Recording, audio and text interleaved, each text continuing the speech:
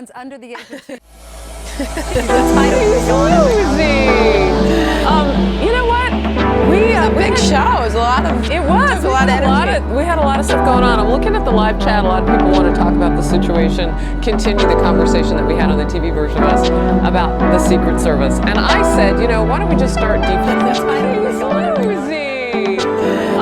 you know what? A big show. It was a lot of. It was a lot of energy. We had a lot of stuff going on. I'm looking at the live chat. A lot of people want to talk about the situation, continue the conversation that we had on the TV version of us about the Secret Service. And I said, you know, why don't we just start defunding stuff to hold these agencies accountable? And people on the live chat think that I'm quite wacky.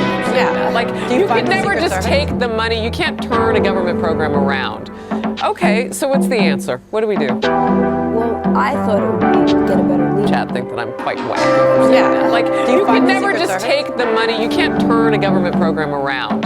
Okay, so what's the answer? What do we do? Well, I thought it would be get a better leader. The chat think that I'm quite wacky. Yeah. Like, you could never just take the money. You can't turn a government program around. Okay, so what's the answer? What do we do? I thought it would be get a better leader. Decades in a row, but right now you have an opportunity. Yeah, you could do it today. This is stopping now. But you know. But the question we have to ask ourselves, Harris, if you're gonna, you know. But the question we have to ask ourselves, Harris, if you're gonna, well, come on. Look, I mean, but this is. They didn't just. Oh, absolutely. Sure, but that might have been back then. So I think the real question is, how do you change laws, regulations, protocols, whatever? And privatize the Secret Service. Well, I don't want to go that far. Tony, service. Well, I don't want to go that far. Tony, I'm speechless. As far as the economy I'm is concerned, though, so many people are without jobs. So if you can't do your job, get them out of there and hire someone who can, who needs a job. That's just a culture-obsessed comments about this. Right. What he said was, you know, it's true. Elizabeth is a politician. Because he has no. Not even within his own party. She's like so many others. She needs to get her words out there. Yeah, on so many other issues. Impaired because they never got a breathalyzer while they were driving, crashing through an investigation area. These are not local city council officers standing at the door of a meeting. Why do they still have a job? Democratic leaders have a problem with it. Yeah, but I think it goes to something else, which is why President Obama, frankly, has had such a bad relationship with Congress. And this is one of the most underreported stories of the president's administration. I mean, outside of the first 2 years, there's very little legislative accomplishment, largely because he has no real allies on Capitol Hill. Because he has no Not even within his own party. Well, that's correct. So the paradox that really kind of.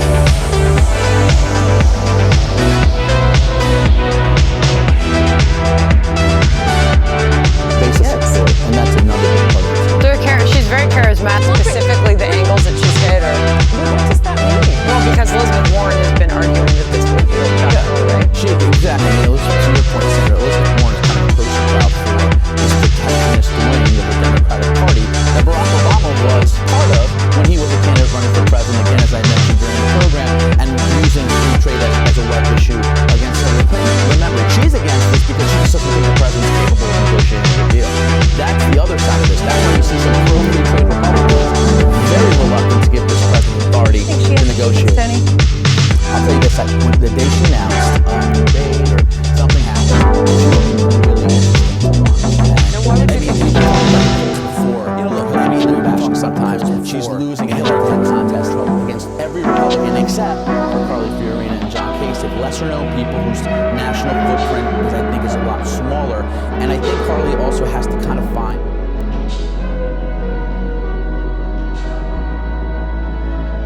a base of support, and that's another big part of it too. She's very charismatic, but those who do know who she is that don't like her challenge her on her track record at Hewlett-Packard, when in reality that just... Woman, it's so rare that a woman gets that position as CEO. I'm proud of her for that. I think it's great. Okay, so we talked, he obviously didn't get the nomination. She's ahead. even though he's not in the race. So he's winning. Well, and that's an interesting point to be made, Stacey. So also the poll revealed, Harris, that the scandals are going to influence voters both on the left and the right, particularly with Hillary Clinton. This could come back to haunt her as we work our way into 2016. You know, Tony said something, and I wrote it down, but he did well, and he has the ability to come on.